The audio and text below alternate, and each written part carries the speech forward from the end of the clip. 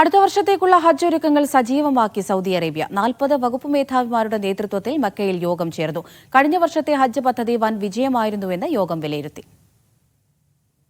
Mecca മേഖലാ deputy അമീറിന്റെ നേതൃത്വത്തിലായിരുന്നു 40 സർക്കാർ ഏജൻസികളെ വിളിച്ച് ഒരുക്കങ്ങൾ വിലയിരുത്തിയത്. ഹജ്ജ് അവസാനിച്ചതു മുതൽ അടുത്ത ഹജ്ജിലേക്കുള്ള ഒരുക്കങ്ങൾ ആരംഭിച്ചിരുന്നു. കഴിഞ്ഞ വർഷം അനധികൃത തീർത്ഥാടനം കുറയ്ക്കാനും തരീഖ് മക്ക പദ്ധതി വ്യാപിപ്പിക്കാനും സാധിച്ചതായി വിലയിരുത്തി. മിന, അറഫ, മുസ്ദലിഫ പരിസരങ്ങളിൽ കൂളിംഗ് സംവിധാനം മികച്ചതാക്കി.